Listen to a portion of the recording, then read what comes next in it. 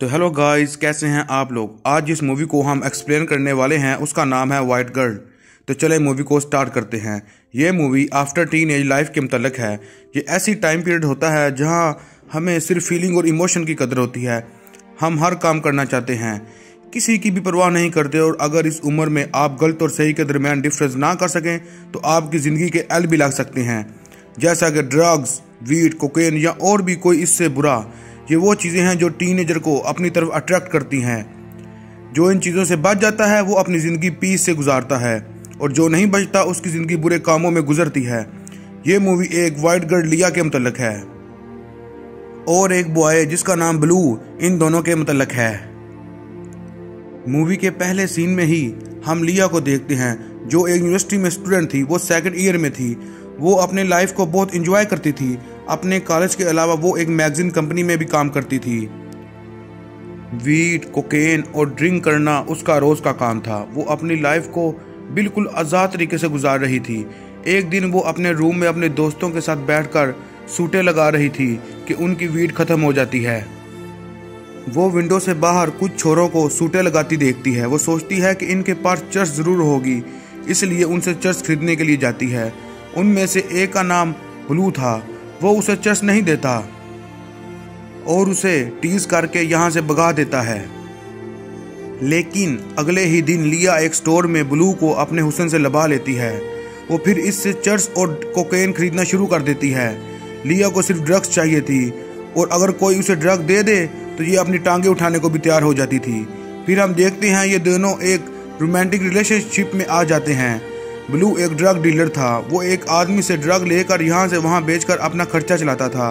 लिया उसे एक पार्टी में इनवाइट करती है जो कि उसकी मैगजीन कंपनी की तरफ से दी गई थी।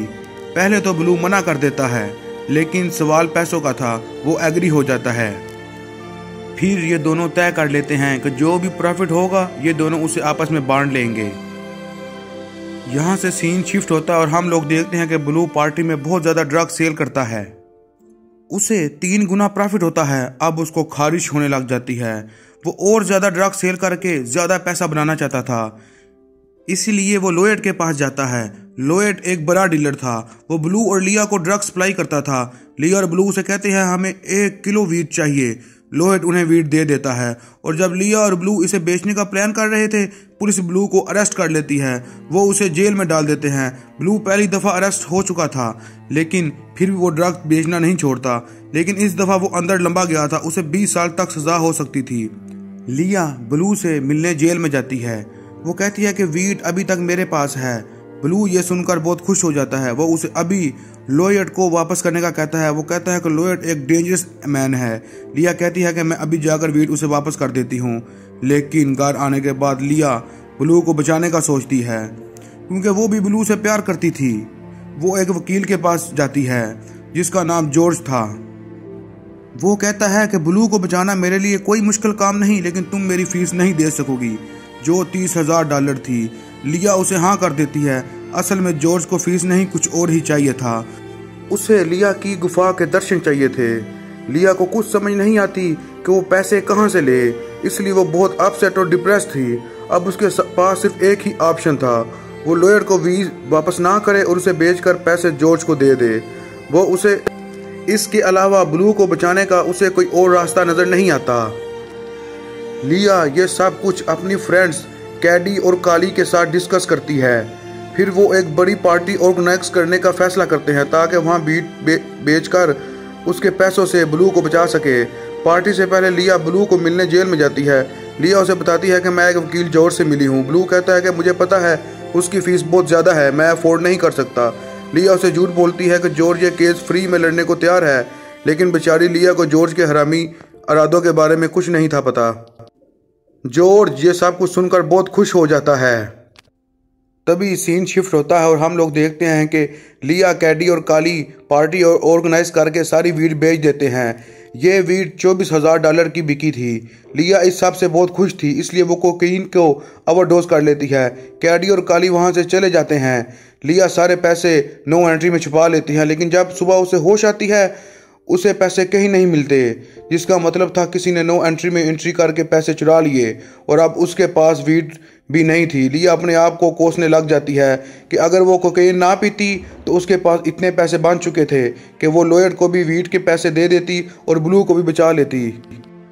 लेकिन अब वो क्या कर सकती थी? वो जॉर्ज के पास जाती है और उसे सब कुछ बता देती है। जॉर्ज उसे कहता है कि परेशान होने की ज़रूरत नहीं, और यहाँ हम समझ जाते हैं कि जॉर्ज क्या करने वाला है। वो कहता है कि ये केस फ्री लड़ूंगा। जॉर्ज लिया को अपने साथ एक डिनर पे इनवाइट करता है और लिया इस इनविटेशन को कबूल कर लेती है।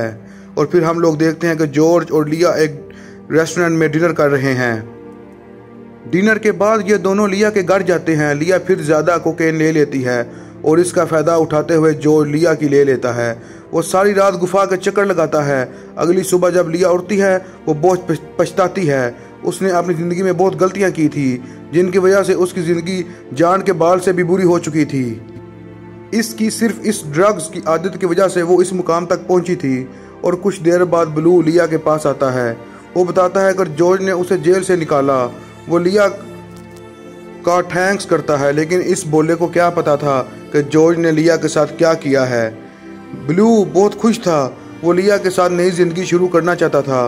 वो लिया को शादी के लिए प्रपोज करता है, लेकिन लिया कहती है कि अभी हम बहुत जवान हैं, मैंने शादी के बारे में नहीं सोचा, लेकिन मैं फ्यूचर में इसके बारे में सोच सकती हूँ, बट अभी मुझे अपनी स्टडी कंप्लीट करनी है।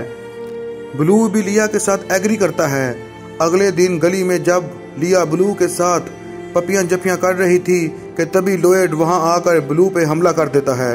ब्लू बहुत गुस्से में आ जाता है। वो लॉयड को पागलों की तरह पीटना शुरू कर देता है। वो लॉयड को इतनी बुरी तरह मारता है कि लॉयड वहां ही मारा जाता है। फिर वो लिया की तरफ देखता है।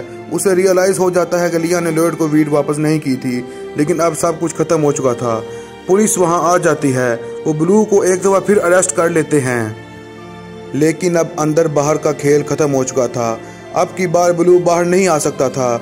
लिया सब कुछ खो चुकी थी और अब इसने ब्लू को भी खो दिया था। अगली सुबह लिया अपने कॉलेज में जाती हैं। उसे कोई समझ नहीं आती कि अब वो क्या करे। और दोस्तों, हमारी ज़िंदगी का हर फैसला हमारे लिए बहुत इम्पोर्टेंट है।